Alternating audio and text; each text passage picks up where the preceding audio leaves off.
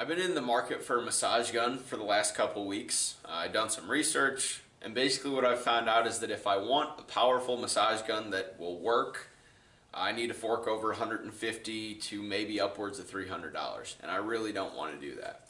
So my mind went, all right, can I make one? Probably not from scratch. I'm not that smart. But could I turn something into one? Maybe. My first thought was taking a Sawzall and attaching like a lacrosse ball on the end of it and using that. Would that work? Maybe. Would it be super dangerous? Yes. So, Sawzall, awkward to use. Let's go back to the drawing board. Is there another tool that goes back and forth that could be used as a massage gun? Yeah, a jigsaw. And a jigsaw is actually the perfect shape, or close to it. So, after a couple hours in my workshop, I came up with this.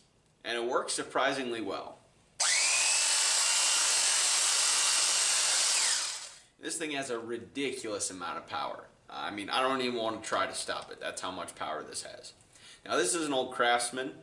This was my grandpa's tool. I want to turn it back into a tool, not a massage gun, and keep it for sentimental value. So today I went to Harbor Freight and I picked up a variable speed jigsaw. Got an open box for $12. I was super excited. Let's get started. Before I start, I do want to have a serious conversation with you. Do not do what I'm about to do. You can seriously hurt yourself, especially if you don't know how things work and what you're doing when it comes to building things. Let's say you put like a fiberglass shaft or some type of plastic on the end of here and you're massaging yourself and then it breaks. You're now massaging shards of plastic in your muscle at probably hundreds of repetitions per minute. That's not good. I am serious. Do not do what I'm about to do. This video is for educational purposes, maybe for entertainment purposes. If you are going to do this, proceed at your own risk. Be smart here. Don't hurt yourself. Let's start by pulling this guy apart.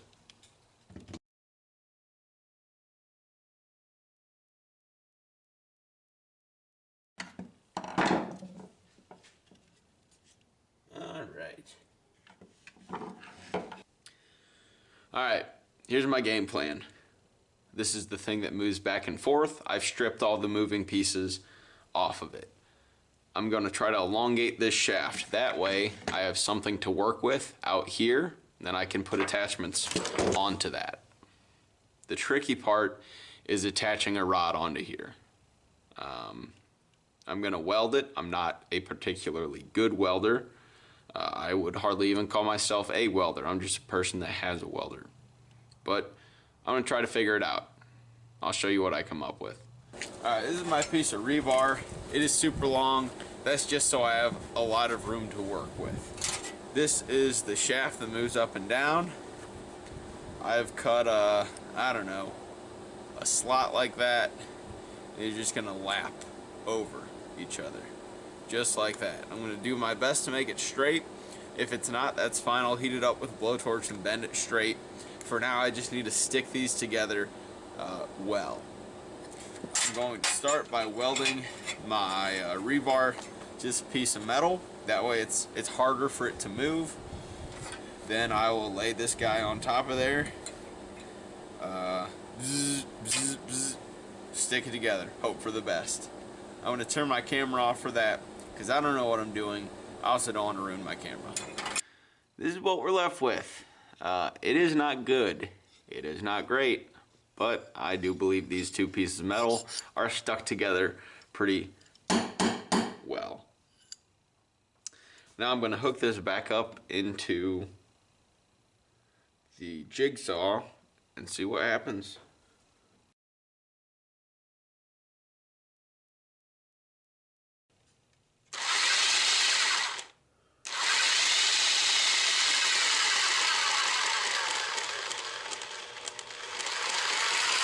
Look at that.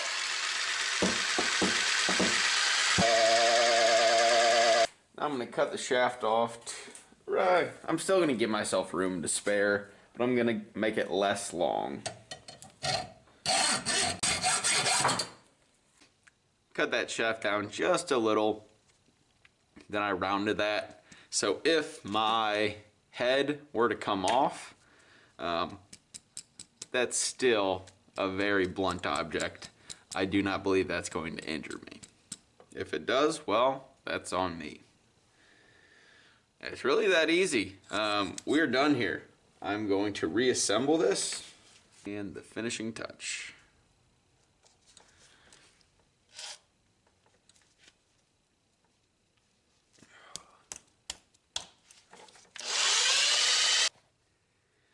Here we are about 2 weeks later. I'm gonna do a, I don't know, I'm gonna open it up and see if anything's wrong. I'm looking for major signs of wear, metal flakes, plastic flakes, scratches, cracks.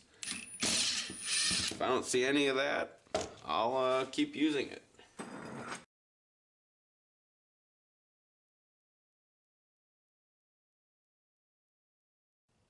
There does not seem to be any major wear on our shaft. Everything looks nice and lubricated. The weld looks fine. I'm not noticing anything that was not there when I started. This right here looks a little concerning, but I know that's from my initial weld. It's just a trash weld. When I look inside the motor, I'm not seeing any metal flakes, any plastic flakes.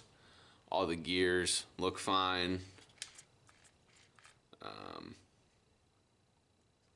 Nothing looks bad about the motor. That just popped a brush, but that's because there's nothing holding it over top. Yeah, it still looks great. So here's a 2-week recap. Overall, very happy with how this turned out. As you saw earlier, there's minimal wear inside this, so I think it'll last for a good long time. I'm hoping at least 1-2 more years, if not a lot longer than that. I guess we'll find out. I spent a fraction of what I would have paid for an actual massage gun, and this guy is a freaking workhorse. I mean, I've never been able to stall this motor. Most of what I use it on is just my calves. Sometimes I'll work up top, and then about a third of the time I'm working my back. Basically, I will lay down on my side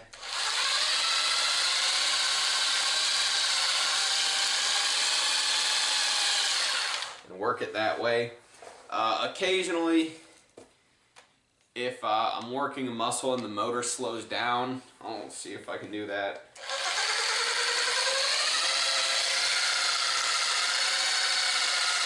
Like, even that's uncomfortable. I wouldn't want to go past that, but occasionally the motor slows down. When that happens, I just move the dial up from a 2 to a 2.5. I've never gone above a 3, and this guy goes up to 6. So I'm very happy with how this project turned out.